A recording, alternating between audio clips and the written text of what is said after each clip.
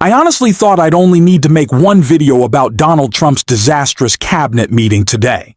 Mostly because he literally fell asleep. I mean, what could possibly top Donald Trump nodding off in the middle of a meeting where he spent nearly 10 minutes bragging about how amazing his health supposedly is?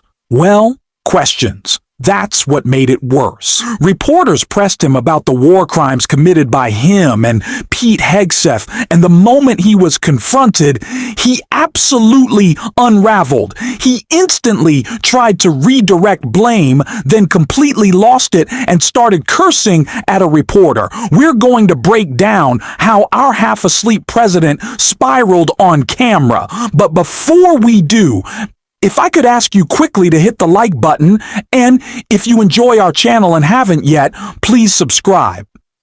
It truly helps our work. Now, strangely enough, the first question wasn't even about Trump's war crimes. It was about Tim Walz. And because of that, Trump launched into an outright racist rant. So let's start there before we get into the question that actually pushed him over the edge. There's something wrong with him. And when you look at what he's done with Somalia, which is barely a country, you know, they have no anything. They just run around killing each other. There's no structure. And when I see somebody like Ilhan Omar, who I don't know at all, but I always watch her for years. I've watched her complain about our Constitution, how she's being treated badly. Our Constitution, the United States of America, is a bad place. Hates everybody, hates Jewish people, hates everybody. And I think she's an incompetent person. She's a real terrible person. But when I watch what is happening in Minnesota, the land of 1,000 lakes, or however many lakes they have, they got a lot of lakes, but this beautiful place, and I see these people ripping it off, and now I'm understanding, and you're going to look at that, Scott, I hear they ripped off Somalians, ripped off that state for billions of dollars, billions, every year, billions of dollars, and they contribute nothing. Setting aside the fact that Donald Trump is simply a bigot who always defaults to this behavior, it's clear he feels cornered right now. He knows his MAGA coalition is cracking, and he sees only one thing he thinks can pull them back together: his racist tirades targeting people of color. That's the strategy he's leaning on. Racism, xenophobia, anything inflammatory, because he believes that's the glue that will hold MAGA in place. And the fact that he's not entirely wrong about that tells you everything you need to know about how rotten that political movement really is. But even now, that tactic isn't fully working. Sure, it fires up parts of the base. He can toss all the red meat he wants on Twitter, but Republicans in Congress, the group Trump is actually most scared of losing, want to talk about something very different. They want answers about Pete Hegseth. They want to talk about the war crimes. They're pushing for an investigation, and it's an investigation Trump is absolutely terrified of. It may begin under this Congress, but I can guarantee it will end with Democrats back in the majority. And when Democrats take it up, we already know exactly where it's heading, because Mark Kelly is telling us outright. Now, before we get to the specific question Trump was asked about those crimes, let's set the stage. I think this is what happens when you put an incompetent individual in perhaps the second most important job in our country, the Secretary of Defense. Pete Hegseth had no business being nominated. Republicans in the Senate should not have confirmed him. And he's been there for less than a year now, maybe 7 or 8 months, and this is the result of incompetence at the highest level. Here's a guy runs around on a stage talking about lethality, warrior ethos, killing people. The president even echoes that. We're going to kill people. We're good at this in the military. We have the most professional and capable military this planet has ever seen.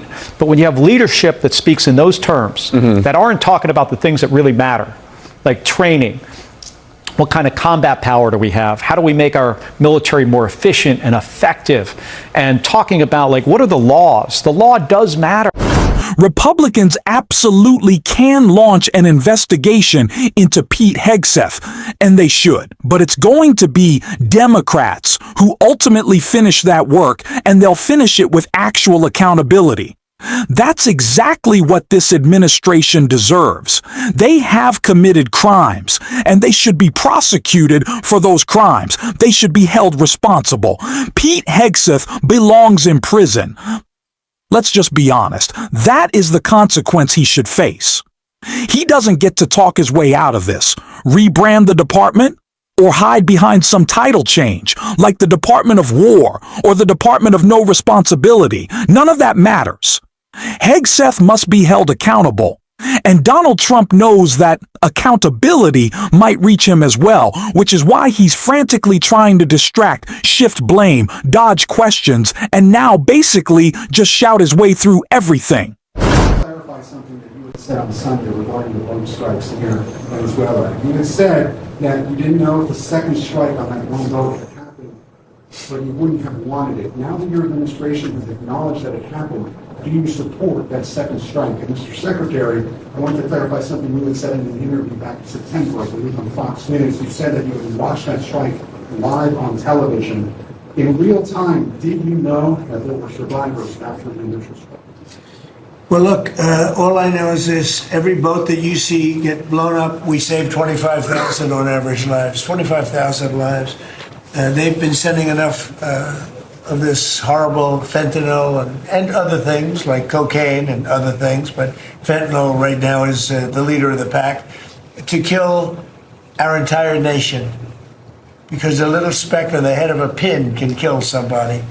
It's very dangerous stuff. I know so many people where their sons were drug addicts. They had one little sample and they died. They couldn't believe it. As far as the attack is concerned, I still haven't gotten a lot of information because I rely on Pete. But to me, it was an attack. It wasn't one strike, two strikes, three strikes. Somebody asked me a question about the second strike. I didn't know about the second strike. I didn't know anything about people. I wasn't involved in it. I knew they took out a boat. But I would say this, they had a strike. I hear the gentleman that was in charge of that is extraordinary. He's an extraordinary person. I'll let Pete speak about him. But Pete was satisfied. Pete didn't know about second attack having to do with two people. I guess Pete would have to speak to it. I can say this, I want those boats taken out. And if we have to, we'll attack on land also, just like we attack on sea. And there's very little coming in by sea. I think we've knocked out over 90% of it. There's very little, and I understand that. There's very little. We're saving hundreds of thousands of lives with those pinpoint attacks. It's an amazing thing when you see a boat going along. And, a lot of the press would like to say they're not. You see the boat. They're not maybe drugs. You see these boats. First of all, who has 5 engines on the back of a boat going in weird directions and loaded up with lots of white containers? They're bags of things. No, they've done an amazing job. And Pete has done an amazing job. Pete, you could probably better answer the question. No, you're spot on, sir. I think you got to start with the baseline, which Marco laid out, everybody's laid out. We've got 20 million people invading our country over 4 years. We don't know where they're coming from. That includes Tren de Aragua and cartels and violent criminals. They bring drugs, and you mentioned it, Mr. President, poisoning, an intentional poisoning of the American people, killing hundreds of thousands of Americans. So the president had the courage to designate these cartels as designated terrorist organizations. Now, a number of us here served in the military and spent 20 years fighting terrorists like Al-Qaeda and ISIS on the other side of the world. How do you treat Al-Qaeda and ISIS? Do you arrest them and pat them on the head and say, don't do that again? Or do you end the problem directly by taking a lethal, kinetic approach? And that's the way President Trump has authorized the War Department to look at these cartels. And I wish everybody could be in the room watching our professionals like Mitch Bradley, Admiral Mitch Bradley, and others at JSOC and SOCOM and other commanders. The deliberative process, the detail, the rigorous, the intel, the legal, the evidence-based way that we're able to, with sources and methods that we can't reveal here, that make sure that every one of those drug boats is tied to a designated terrorist organization. We know who's on it, what they're doing, what they're carrying. All these white bales are not Christmas gifts from Santa. This is exactly what real accountability from Democrats should sound like. No hedging, no soft language, no maybe Pete Hegseth might have possibly, he's a criminal. We already know that. There must be consequences. There was zero accountability for Donald Trump after he left the White House the first time, and look at where that has brought us now. These people need to be held responsible. It's the only path forward. And we'll be talking about that on this show every single day.